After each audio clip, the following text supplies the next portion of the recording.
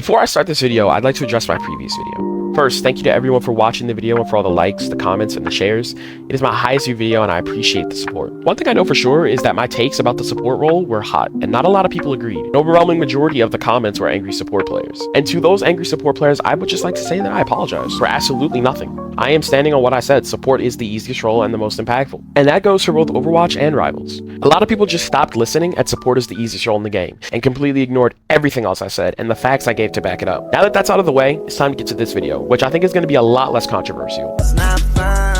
There's no emotion on my face. The DPS role in Overwatch has had a lot of metas over the years. Pretty much every hero has had time in the spotlight. But in Overwatch 2, especially post Season 9, some hit scan DPS have been made stronger and stronger each season. Ashe, Widow, Sojourn, and Cass. The difference in how the dev team treats Sombra and let's say Ashe, who are both hit scan, is insane. Compared to hit scan DPS, some projectile heroes consistently get the short end of the stick. Like for instance Hanzo, who spent numerous seasons being useless since Season 9 and is beat by most hit scans in 1v1. Or Genji, who also post Season 9 but prior to Hazard's release, was consistently sitting around low B to mid C tier and getting indirectly nerfed every update. Yet pretty much every season, a hit scan character has been hard meta.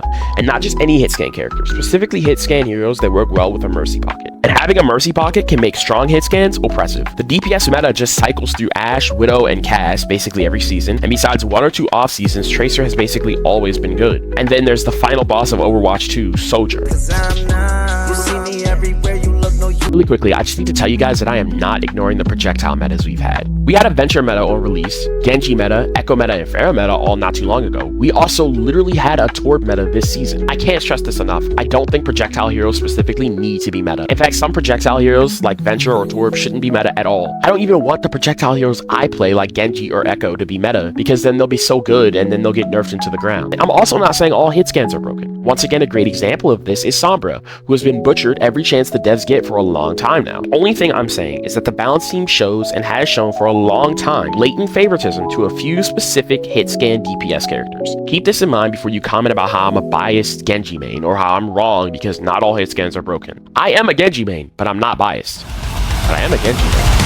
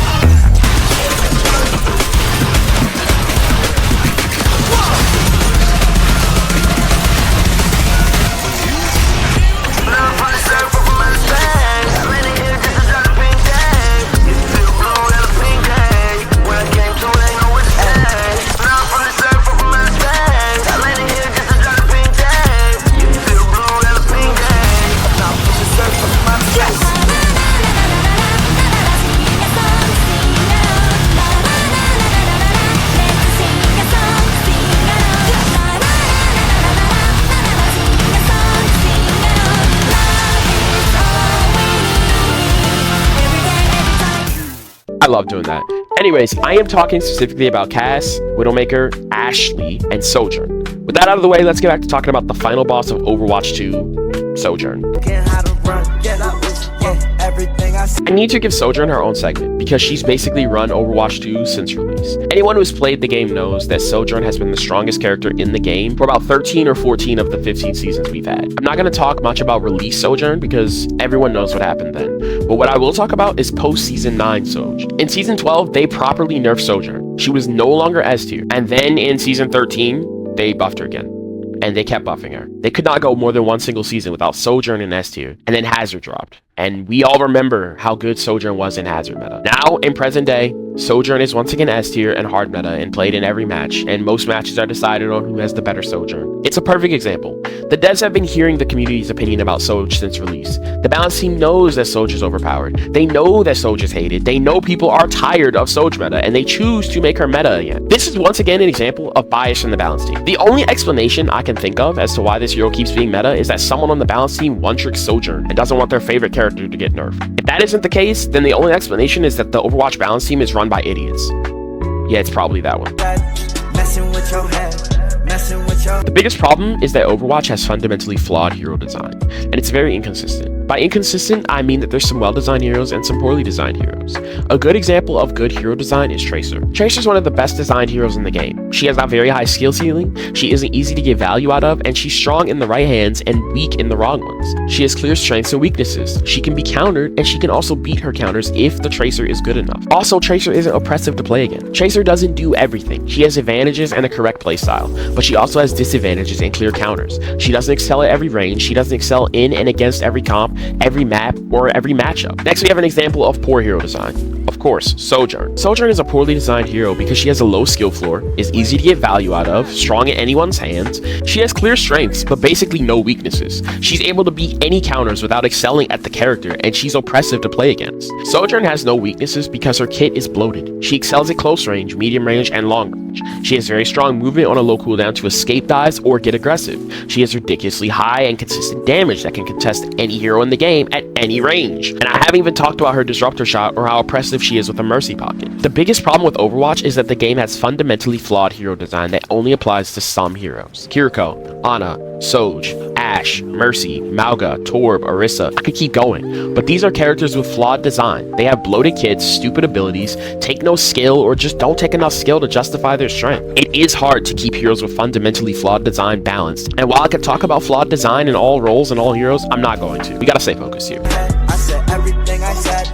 I also gotta make a quick part of this video about Mercy. She's one of the worst supports on the roster, yet she makes strong hit scans oppressive by pocketing them and damage boosting. For instance, Ashley is very strong on her own, but becomes broken and oppressive with Mercy. Sojourn is broken on her own, but becomes oppressive with Mercy. Mercy is the peak of poor hero design, and she'll probably never be reworked because 99% of her player base has no skill at all, and would burn Blizzard's headquarters to the ground if Mercy got reworked or nerfed in any way. Also, me saying anything about Mercy or Mercy players just put me at risk of a bounty being put on my head. Anyways, the problem is that a full rework is the only way to fix Mercy. Buffing or nerfing her damage boost or heals numbers will only make Mercy either a complete throw pick or completely broken. And buffing or nerfing her numbers is the only way to really adjust her. So basically, there's nothing we can do on Mercy's part besides a complete rework, which, once again, I've already said why that won't happen. Please don't burn my house down. The whole point of me adding this section is to stress how important it is that DPS characters that work well with Mercy are balanced, because if they are slightly too strong, Mercy makes them oppressive. If you haven't noticed by now, I truly hate Ashe. You can hear the hatred in my voice whenever I say her name. The reason I hate this character isn't just random. It's because of three main things. 1. Ashe is like Sojourn in the area of having a bloated kit that lets her do everything and excel in every situation, at every range, against every comp, and on every map. Also, she is ridiculously overpowered. She deletes you before you can even blink, and she's oppressive with a mercy pocket. She has an insanely fast 2-tap combo that isn't even hard to hit because her bullets are massive. 2.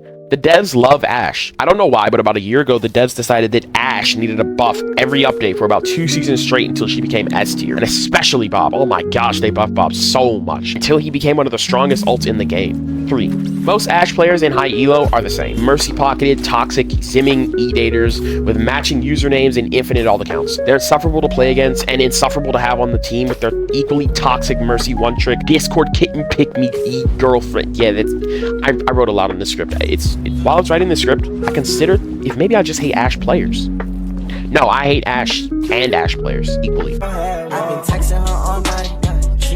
Obviously, the devs are still working these out and trying to figure out what works and what's a problem and how they want to balance perks in the future, but some perks are absolutely ridiculous and make already good heroes even stronger than they need to be. For example, there's no reason why Sojourn should get one-tap headshots with her ult as a tier 2 perk, meaning the first perk she gets. Perks are going to be a struggle to balance because the balance team has the IQ of wet cardboard. I don't expect them to be balanced for a while, but I just can't leave perks out of the discussion completely. Also, this whole dev note about Ana's double nano being in the right direction and Tracer's blink refresh perk being crossing the line is ridiculous. Once again, that's biased, but we don't need to get into that. So what is the solution? Well, the first step is deleting Sojourn from the game. Thank you guys for watching. Okay. We can't do that. So I guess we can do the next best thing, which is balance the game. The first step is nerfing Sojourn hard. She has been S tier for most of Overwatch 2's lifetime, and she can afford to not be the best character in the game for a long time. Nerf her in every way. It's time. No more compensation buffs, no more slaps on the wrist. If the devs can butcher Sombra, who was not overpowered, they can butcher Sojourn, who has run this game into the ground. Next, let's reduce the projectile sizes for Cass, Ashe, and Sojourn. Soldiers is fine, and Widow's Widow's already got hers nerfed. These characters have had massive bullets since Season 9, and it made them way too easy to hit consistent shots with. If you have any sort of mechanical skill, you will and can farm with them because you can't miss. Maybe to keep those DPS competitive against supports that already have insane damage, reduce the size of Kiri, Bap, and Alari's projectiles, because those are some of the best supports in the game when it comes to 1v1s. Now, I'm not going to list every change for every hit scan, and I'm not going to list every change that should happen in response to those heroes getting changes. We'd be here all day. But what I will say is that the game needs a major rebalancing. Again. Season 9 was possibly the worst update we've ever had, and a lot of things have been worse since then, so we need some serious changes. I don't know why the devs have picked a select few heroes like Soj, Ashe, Kiri, and Ana, and decided to keep them the strongest characters in the game every season, but they did, and it's getting old. Anyways, thanks for watching. If you made it this far, I really appreciate it. Like and subscribe, and make sure to share this video with others, and let me know in the comments if you agree or disagree, and with what parts. And subscribe to my Twitch. Also, make sure to turn post notifications on, because the next few videos are going to be even better than usual.